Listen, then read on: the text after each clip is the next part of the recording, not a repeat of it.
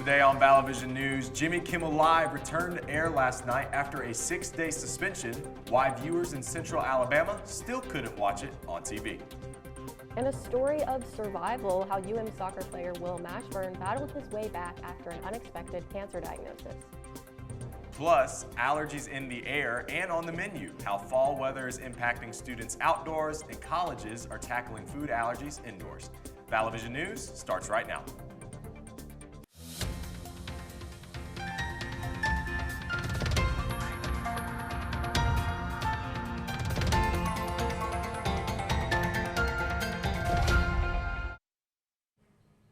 Hello and welcome to Vallovision News. I'm Preston Bennett. And I'm Meg Wallace. Thanks so much for watching. Jimmy Kimmel has his show back, and he used his return last night to defend free speech. But viewers in Central Alabama couldn't watch it on ABC 3340 because the station's parent company, Sinclair, still refuses to air it. While Tuesday's episode marks the end of Kimmel's suspension, it might be the beginning of a larger clash between ABC and the Trump administration. Amy Kiley has more. Anyway, as I was saying before I was interrupted. Jimmy Kimmel Live is back after a nearly week-long suspension. Disney says it objected to the host's comments after Charlie Kirk's murder. Kimmel addresses that in his return monologue. I don't think the murderer who shot Charlie Kirk represents anyone. This was a sick person who believed violence was a solution, and it isn't. Ever. Kimmel's also defending free speech with humor. The guy in Germany offered me a job. Can you imagine? This country has become so authoritarian, the Germans are like, come here. Some repeat audience members say this taping felt different. There was a gravity, but also happiness of just being back. Disney says it lifted the suspension after, quote, thoughtful conversations with Jimmy. Critics claim it originally caved to President Donald Trump. He says Kimmel's return on ABC, quote, puts the network in jeopardy. He adds, quote, we're going to test ABC out on this. Sinclair and Nexstar Media are continuing to preempt the show on their stations. The FCC chair applauds them for what he calls standing up to a national programmer. The preemptions are a financial hit for Disney. Some analysts say a boycott from Kimmel fans would have been worse. Money was the impetus for the first decision and pulling Jimmy Kimmel off the air, and money is the impetus for returning him. I'm Amy Kiley reporting. Trump's post also suggests he'll extract a financial price for Kimmel's return. He writes, quote, last time I went after them, they gave me $16 million. This one sounds even more lucrative. Here on campus, the Fellowship of Christian Athletes hosted a worship night Monday in honor of Charlie Kirk. Students gathered on Main Quad to worship, and some even shared their testimonies. Candles were lit as they continued to sing and pray together. FCA Area Representative Mallory Walker said she thinks there is a revival happening because of Kirk.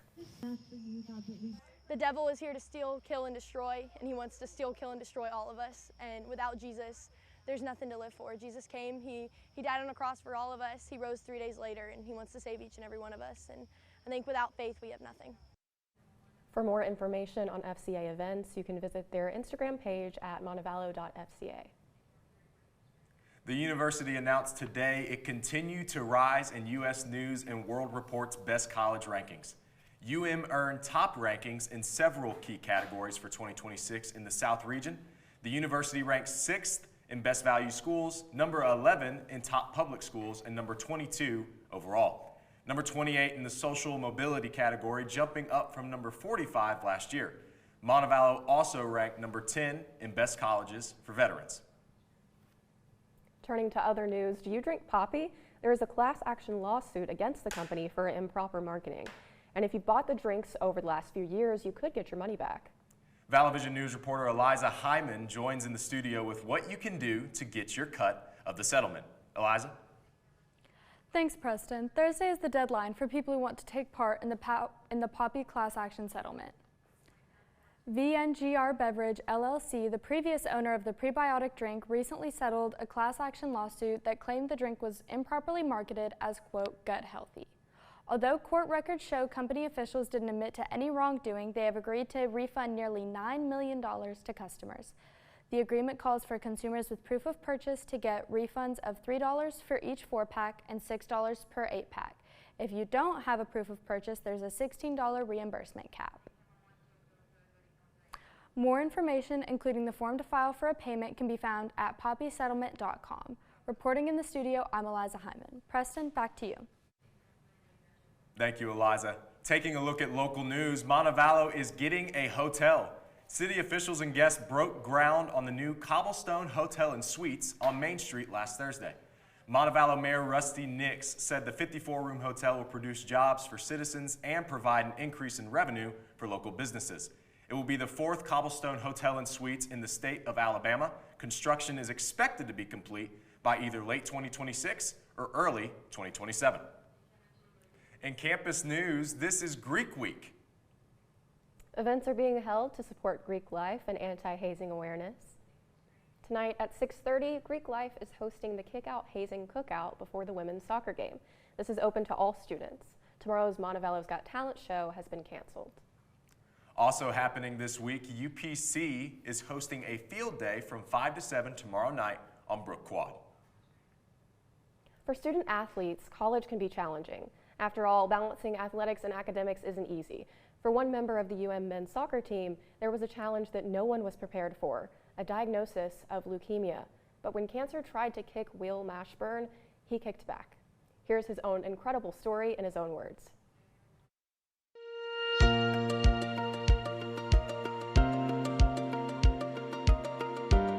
I'm Will Mashburn. I'm a center back on the University of Montevallo men's soccer team.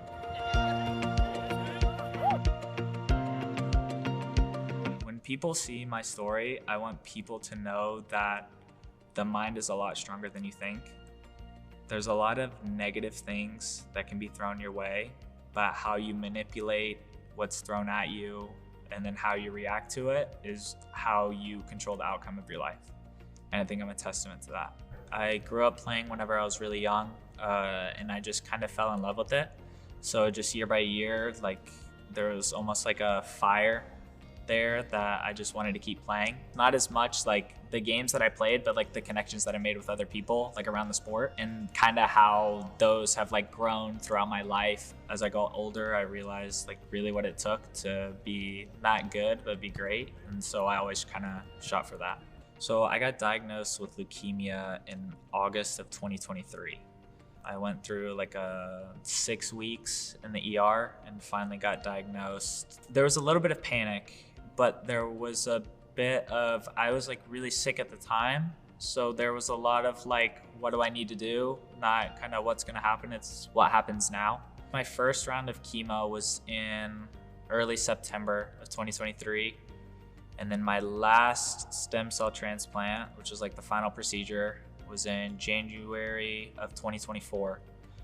I think once I got out of the hospital, once I got, released for the first time, the first thing I did was I just wanted to start working out, training again. It was just what I enjoyed, so it was a huge motivating factor for me.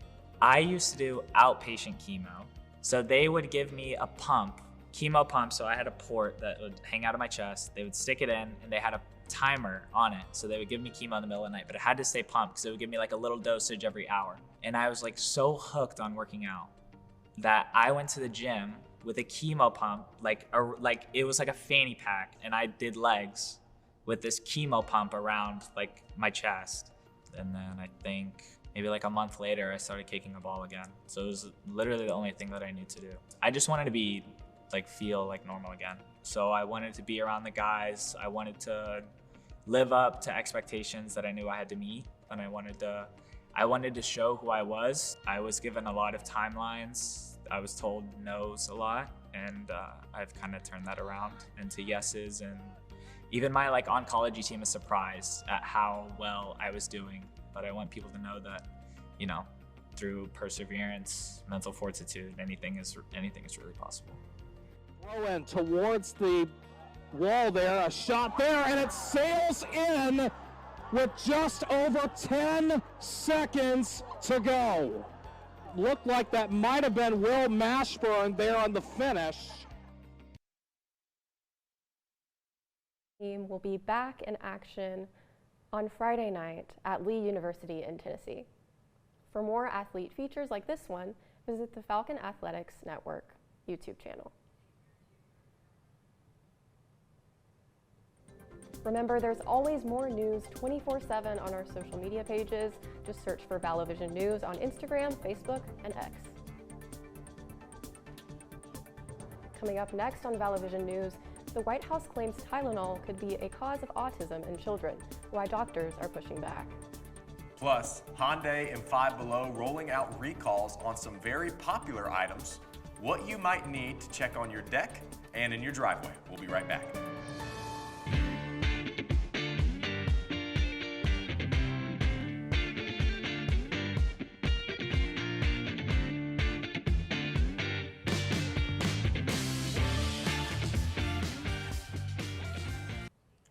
In this week's health headlines, President Trump made an announcement Monday claiming autism is linked to Tylenol use, despite decades of evidence showing it's safe.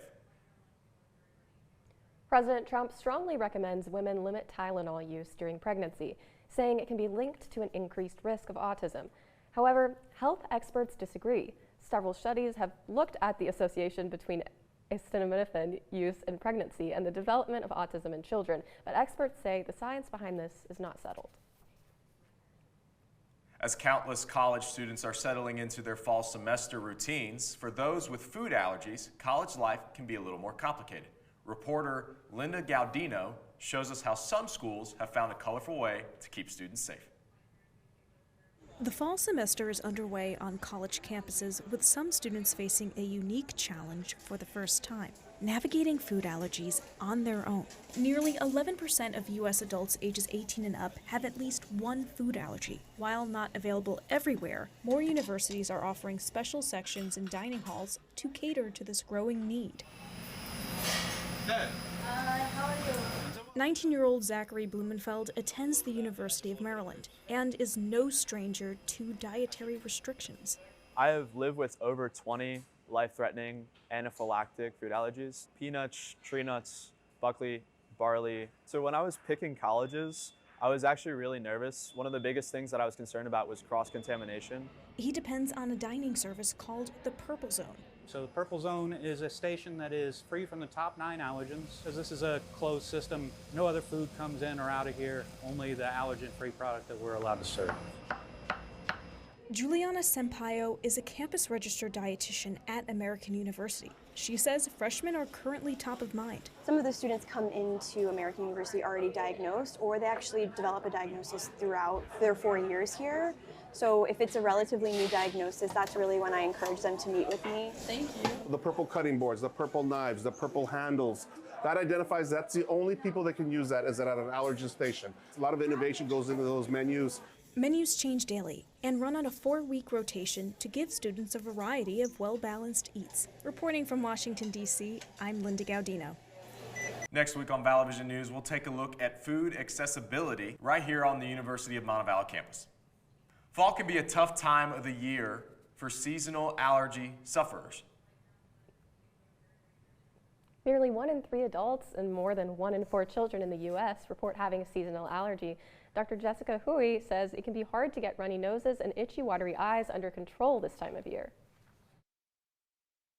Finally, the weather's cooler, so you're going outside, you're doing yard work, you're keeping your windows open in your home. Well, all of these are exposing you to pollens. Hui says to change clothes after being outdoors, shower to get pollen off of your skin, and keep your windows shut. You should also avoid going outside in peak pollen times, such as late morning to mid-afternoon. Still ahead on VVN, the Trump administration is hammering out the details of a deal to save TikTok. Who will take over the platform's algorithm for U.S. users?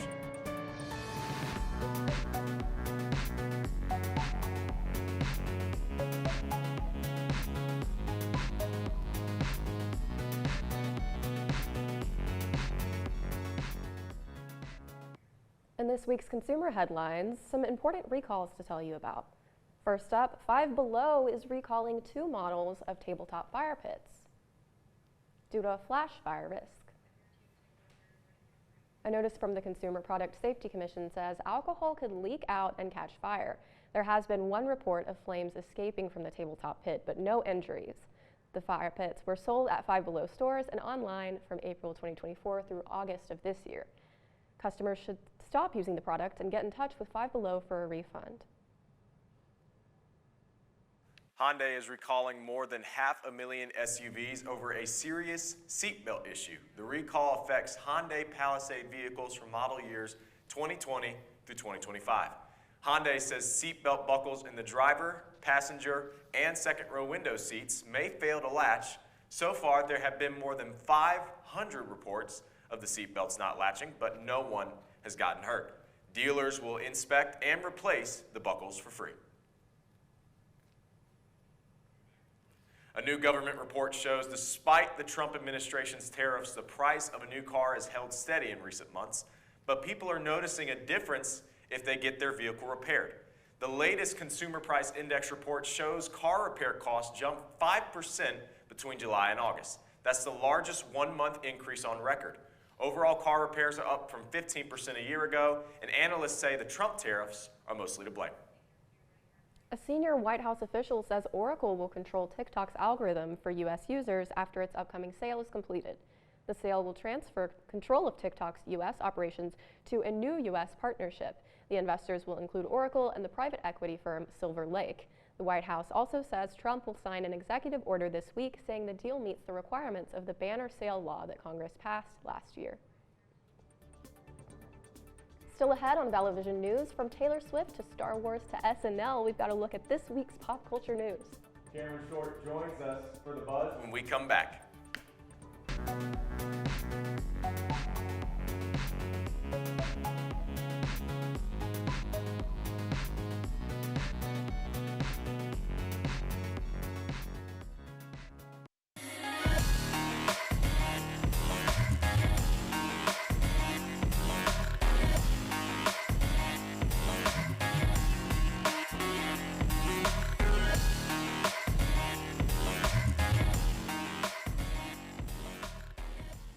Welcome back to Vallo Vision News.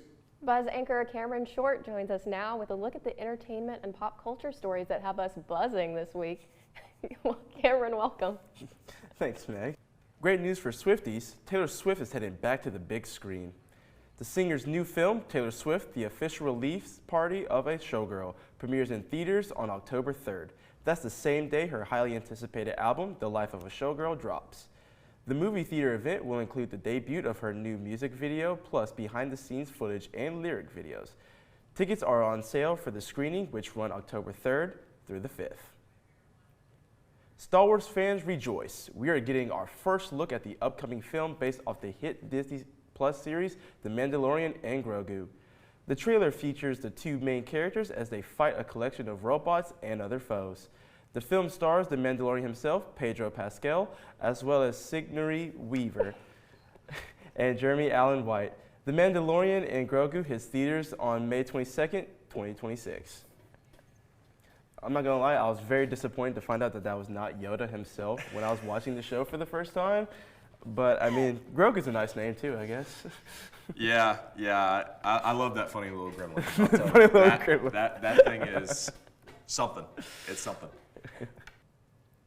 The new season of Saturday Night Live is only a week and a half away. Now, the show is announcing its hosts for the first few episodes. Bad Bunny, Amy Poehler, and Sabrina Carpenter will take the stage. Bad Bunny will kick season 51 off on October 4th, hosting with Doja Cat as the musical guest. SNL alum Amy Poehler will host on October 11th, and Sabrina Carpenter will film both roles as host and musical guest on October 18th. So I'd say I'm looking forward to Bad Bunny as being on the musical guest myself. I'm looking forward to seeing Amy Poehler back on SNL. You know, I'm not looking forward to any of them. Who I want to see on SNL, again, I need to see Dwayne "The Rock" Johnson. He needs to be back on SNL, especially, I mean, come on. We got to give it like a few more years until he runs for president, obviously. Just a few more years. It's going to happen eventually. Hopefully so. Hopefully so. It's going to happen.